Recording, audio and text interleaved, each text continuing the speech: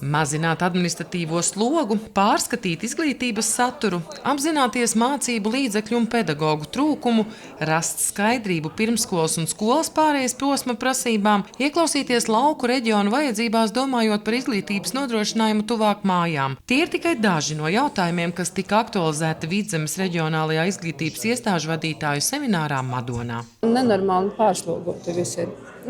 Tā pa nopietno.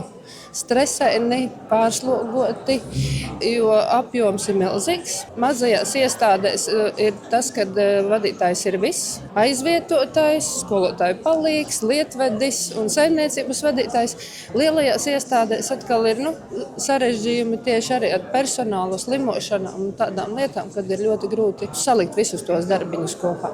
Tieši dokumentācija, visa šī plānošana, budžeta plānošana, uzraudzība. Direktors strādā vairākās sistēmās, lietvedības sistēmās. Protams, ir skolas, kurās ir lietveži un vietnieki, bet es pat cik strādāju mazākā lauku skolā, tad šie atbalsti kā vadītājiem ir krietni mazāki. Ļoti atšķirīgi mēs esam. It kā lielā daļā prasības ir vienas, bet kā kurā novadā vēl to palīdz vai piedod to pievienoto vērtību arī novads, kurā atkal mazāk.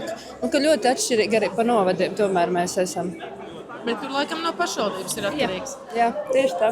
Līdztekus izglītības vadītāja lomai un uzdevumiem daudz jautājumu izskanēja par izglītības satura veidošanu un kvalitātes aspektiem. Direktori novērtē tātad reformas tos bonusus un labās lietas, bet, protams, norāda arī uz ļoti konkrētiem izaicinājumiem, piemēram, mācību līdzekļu kvalitāte un pieejamība, pedagogu pieejamība, jo katru ideju, lai to varētu īstenot, mums visur ir vajadzīgi cilvēki. Protams, bija pārmaiņas sarežģīti ieviest iestāde, jo pedagogi un jebkurš pie pārmaiņām nav gatavi citreiz, vai ne? Tagad, kad tās pārmaiņas pieņemtas un ieviestas, man liekas, mums ļoti bija skolā patīk kompetenci izglītība. Par skolu īsti nevaru pateikt, dzirdējusi no pedagogiem vadītājiem, mums skolā sarežģīta.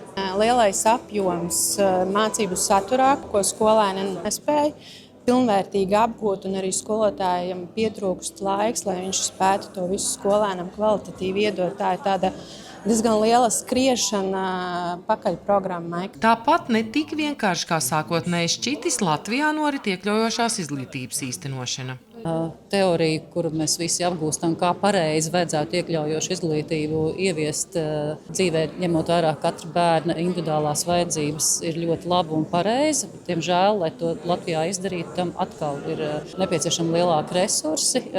Skolotājiem jābūt vairāk sagatavotam, kā tad praktiski tikt galā ar tām grūtībām, kuriem viņi reāli saskars. 4 mēnešiem ir piešķirti 7 miljoni tieši ar mērķi, lai skolas varētu piesaistīt papildus atbalstu personālu. Nākamajā mācību gadā papildus pedagogu fondā nāks jau klāt līdzekļi arī pedagogu algām, un galvenais mērķis būs izlīdzināt pedagogu atalgojumu, jo šobrīd tas ir ļoti, ļoti neviendabīgs. Kausera ministre, šādas sarunas reģionos dod iespēju klātienē dzirdēt praktisko darbu veicēju viedokļus, saprast viņu pieredzi un vajadzības. Mēs diskutējam par pieejamību skolas principiem, par mazākiem bērnu skaitiem klasēs, kas mūsuprāt ir objektīvi. Šķiet, ka tiekam sadzirdēti. Šodien mēs arī dzirdējām, ka minimums, kā ministrija sāka maksāt, ir 5 bērni klasē, kas līdz šim nav bijis.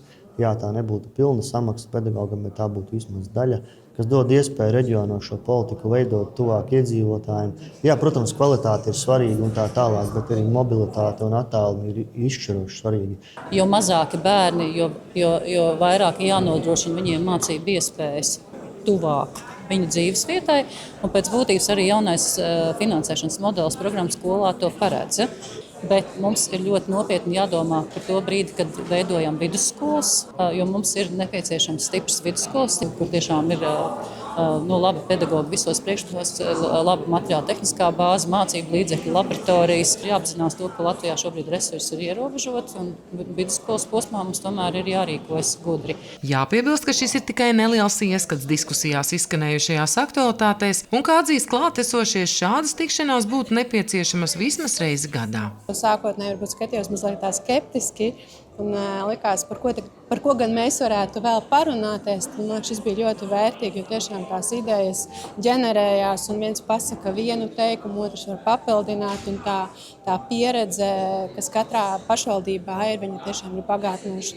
Cerams, ka nākotnē šīs lietas, kas ir praktiskas, ko mēs saskatām ikdienā, tiks ņemtas vērā un tā izglītības sistēma atvieglota un tāda savādākā skatījumā, jo teorija ir teorija, bet praksa ir praksa. Nozare tiešām ļoti komplicēta.